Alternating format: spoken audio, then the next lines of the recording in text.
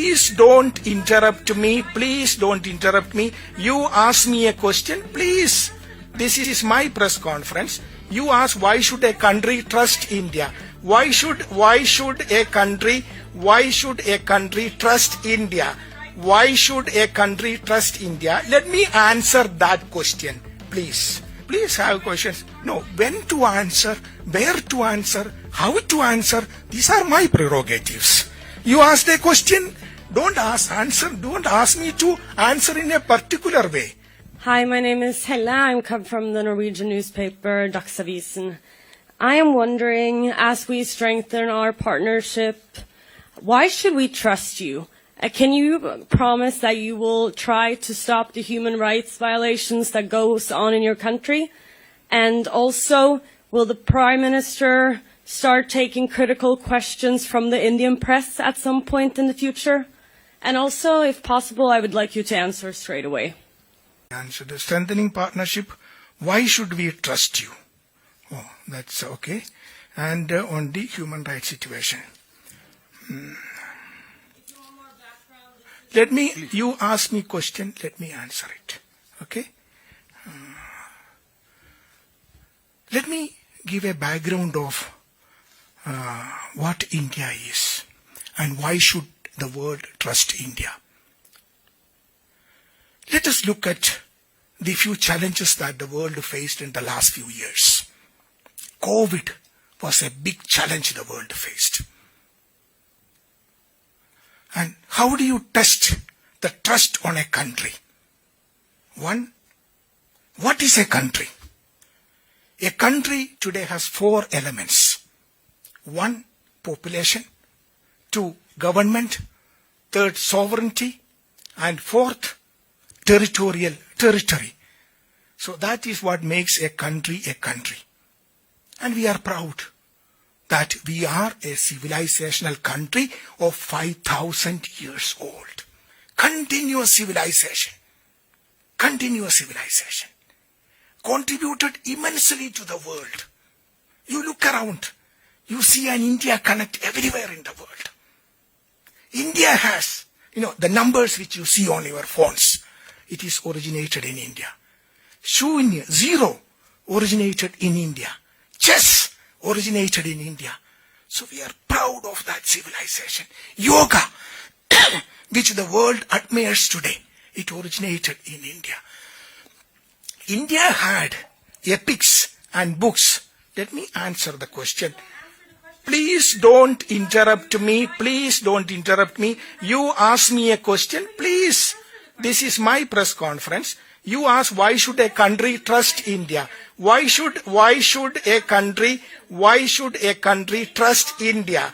Why should a country trust India? Let me answer that question, please. So, India is a civilizational country which has something unique which it offered to the world and it continues to offer to the world. Okay? So, let me come back to the COVID which I mentioned. The whole world had suffered from COVID. What did we do? We didn't hide in the cave. We didn't say that we don't help the world. We came out offering helping hand to the world. That brings trust. And I'm very happy that that trust is appreciated by the world. We supplied vaccines to more than 100 countries. That brings trust. That brings confidence for the world. Second, we supplied medicines to 150 countries. That brings trust. And that is what the world is trusting us. Let me give you an example. We organized the G20 Summit 2023. It was a divided world. World was divided immediately after the Ukraine-Russia conflict. In a divided world, what did India do? India was able to bring the world together. Before the 2023 G20 meeting, there couldn't be a joint declaration. After the G20, which India held in 2024, there couldn't be a joint declaration. But when India organized the G20 in 2023, what happened? The whole world, despite the differences, came together and we were able to adopt a common global declaration, the Delhi Declaration. This shows the trust of the world towards India. Another example. Again, I'm going to ask you. Let me finish my question. Let me finish my answer to the question. You ask me a question. You ask me a question. You ask me a question, let me answer. You ask me a question, let me answer. Okay? I will come to that. I will come to you. Please have patience. Please have questions. No, when to answer, where to answer, how to answer, these are my prerogatives. You ask a question, don't ask me to answer in a particular way. Let me answer. I will answer. Your first question was on trust on India. You know what India did when we were doing the G20? We, immediately before that, we did 3 summits. This is the Voice of Global South Summit. Why did we do that? 125 countries participated in the summit when my Honorable Prime Minister did that summit.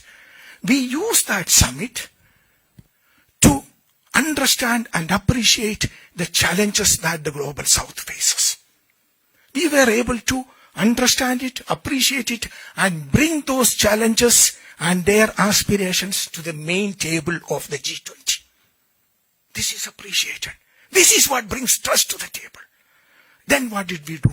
First time in the history of G20, we were able to get African Union as a permanent member of G20. This brings trust to the table because we were able to get the aspirations and challenges of the entire African continent, which was ignored, brought to the main table of G20. This brings trust to the world, and that is what we enjoy. We recently organized the AI Summit, Artificial Intelligence Impact Summit. Again, the trust the world has on India was visible there. First time in the history of AI Summit, we had a summit where large number of 20 world leaders came and, participated in it. What did my Prime Minister said? We want a human-centric AI, which helps the entire humanity. That is what India is, and that is what is appreciated by the world. That brings in trust to the world. Now she has left. On the issue which is human rights, let me mention this. India is a country which is based on a constitution. India is the largest democracy in the world. Last time when we had the democracy, we had the elections in India, the participation was almost 1 billion people. That is the festival of democracy happened in India. And India is a country, very few countries in the world has that, where there is a peaceful transfer of power happens, and it happens in India. So India has a constitution, which I'm sure that some of you are aware of. It was established immediately after our freedom struggle. Again, a freedom struggle led by Mahatma Gandhi. Peaceful way. Peaceful, non-violent. That is why the United Nations celebrate his birthday, October 2nd, and International Non-Violence Day. So, we have a constitution. Let me just give you a summary of what the Indian constitution guarantees today. The preamble of the constitution, as you know, we the people of India, having solemnly resolved to constitute India into a sovereign, socialist, secular, democratic republic, and give to its people what? Justice, social, economic, and political, liberty of thought, expression, belief, faith, and worship, equality of status, equality of opportunity, integrity, dignity of the individual. This is what my constitution guarantees, and this is guaranteed through fundamental principles, fundamental rights, fundamental duties, a constitution which is respected by the people of India. Every day when a civil service examination happens, when an examination happens based on merit, when an election happens anywhere in the country, we are celebrating the constitution. This is the beauty of India, and we are so proud of that. that. So every human being in India has a fundamental right. A right to go to the court if his right is infringed upon. This is the beauty of India, which we are very proud of. We hear a lot of people asking questions about why this, why that. But let me tell you this. We are 1/6 of the total population of the world, but not 1/6 of the problems of the world. We have a constitution which guarantees the rights of the people, fundamental rights of the people. We have equal rights for the women of our country, which is very important. In 1947, we gave the freedom to vote for our women. We won the freedom together, and day one itself. Many countries I know, the voting right for women came after several decades after India gave that freedom. This because we believe in equality. We believe in human rights. And what is the best example of human rights? The right to change government, the right to vote. And that is what is happening in India. NTV UAE to the world.